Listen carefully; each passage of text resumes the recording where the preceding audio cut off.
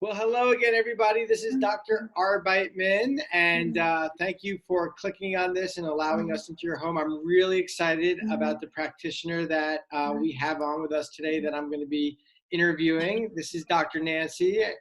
Hi, Dr. Nancy. Hi. Thanks for And having me.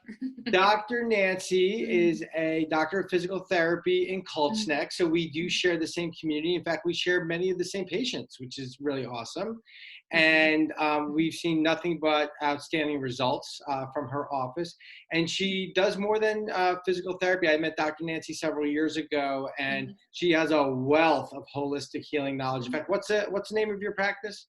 Holistic Healing Center in Colts Neck. Perfect. So tell us a little bit about who you are, how you ended up doing what you're doing, what your purpose and passion are, and we'd just love to meet you.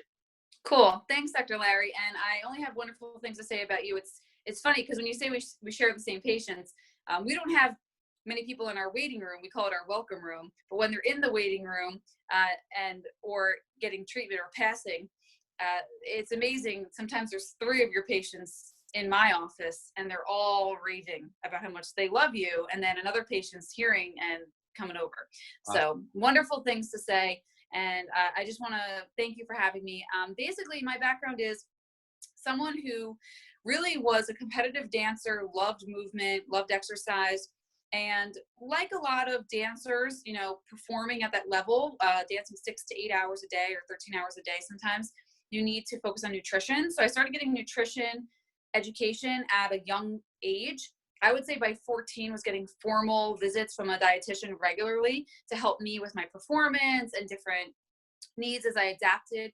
I chose because I grew up on a farm. So as a dancer growing up on a farm, I couldn't see eating my friends. So then I chose to be vegetarian, and of course was working through that as a teenager in a household where my dad was a butcher. So that's how I kind of started to be plant-based and saw all the health benefits, and people just didn't know why I felt so good, didn't get sick, and had so much energy and could perform at the level I did.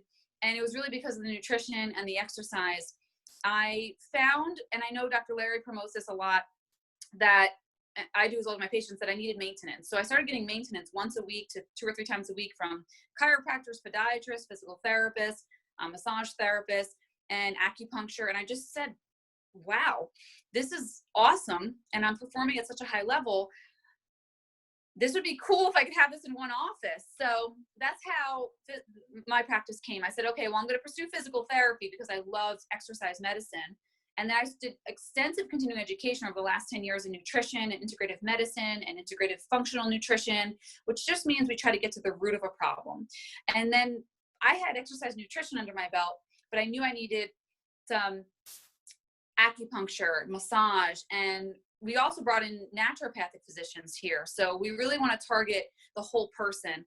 We have a psychological support system here too, with a person who does help for emotional support. And then of course we have Dr. Larry, who we love, and he's our man for chiropractic. Wonderful, really, really amazing things he does. So gentle and safe, which is great. So that's a little bit about me and kind of how it came about. What other questions do you have for me, Dr. Larry? So what I want to do is be able to give some extreme value to the people that are listening. And right now it's a time of, unfortunately, a lot of uncertainty and a lot of fear. And at a time of uncertainty and a time of maybe feeling like we're out of control, there are things that we can control, and that is our health. And so I've always broken up wellness into eat well, move well, think well. And we're doing a series of interviews with different practitioners because I've already done my 45-minute presentation where I did a knowledge drop on everybody on my tips, and I'll put that link in this email here for anybody that didn't see that, but we'd love to hear your perspective. So I want to start with think well, because what I always thought is the thought dictates the behavior and then the outcome. So you've got to have this piece handled right, and if this piece isn't in the right place, it doesn't matter what you do, you probably won't even do it. So what would be your 1, 2, 3 tips right now, this current time with everything that's going on out there? Take care of this piece. So I believe that's number 1 too. And yesterday on my Facebook page, I shared it to the Holistic Healing page as well. I started with that. And then that's why we go well together from a clinical perspective. I said, it all starts here. And, we talk about mind, body, spirit, but mind and spirit to me are very interconnected. And when we're anxious, as you've probably heard everyone say, and I didn't actually see any of their interviews, so, this is not biased. This is really my professional opinion from what I've seen and its experience and research, that when you're anxious, your immune system goes way down. And there is no pill or drug, surgery, or anything, really. There's really not anything to this second, because every second's different, that's Western medicine can help you with right now. So this is, in my personal belief, God's way of saying you have to take care of your health, and your mind is number one. So I believe that this is the programming center, and it is like the CPU for your computer. It tells your body, you could really think the most positive thoughts and have an amazing outcome, or you could think negative thoughts and eat perfectly, you're going to have terrible health. That's my opinion. So that's how much this is important. So the best thing you could do is, this is my opinion, I say turn off the news, because people are like, I just can't shut it off. I'm like, you're addicted to negativity, fear. It's an addiction. And you know what? I'm addicted to positivity. I'm so positive that I'm informed, I'm smart, I'm being cautious, I'm doing everything the CDC recommends, I'm doing everything the World Health recommends, and you should too. But it's different than being addicted to something negative. So just like you could be addicted to something negative, you could also be addicted to positive. So my tip is, I want you to listen to something positive and say positive statements. I personally, to the mind and spirit, I love Joel Osteen. I listen to him. I also love Tony Robbins. There's a lot more people I could tell you, but they just help me have like a positive start to my day. Now, if you're like, I don't listen to those, or I don't even know how to get to that, on YouTube, there's lots of great free stuff, but I even just have the statement, and you could just take this one if you'd like. I am healthy, I am strong. I am healthy, I am strong. And if you just keep saying that, you're programming your body to be healthy and strong. So that's the first tip, is positive affirmations, not I'm so worried, I'm so stressed, I'm so anxious. That's going to program your body for fear and negativity. You want to say, I am strong, I am healthy, I am calm, I am peaceful. Whenever the negativity comes, do 10 positive statements for every one negative one that pops in your head. So that's my one tip. And I'm a big fan of prayer and meditation. So I tell my patients 1 to 10 minutes a day, I want you praying or meditating or journaling out the negativity, getting it out, and then writing positive statements, 10 times as many next to it. So that's my one tip for that. Yeah, so there's actually a lot in there. Shut the news off. Don't get addicted to it. Start doing a daily affirmation. Choose positivity, and protect what goes into your mind. And it's just as easy as it is to go onto the CNN or the Fox News app. You can go into podcasts and listen to a great podcast. It's just simple. So great tip. Let's move along. So in addition to the think well component, we've got to then look at the move well component. And that's something that you and I know a lot about. So people are working from home. They're working at different workstations. They are maybe a little more sedentary than they usually are. What would you say that they need to be doing, and what is the importance of movement for their health right now? So I just read a study this morning by a functional medicine doctor of osteopathic medicine, and he was actually stating when you increase your body temperature, he actually was providing research that showed when you increase your body temperature, hence with COVID you get a fever, you actually do kill off the virus or viruses. Okay.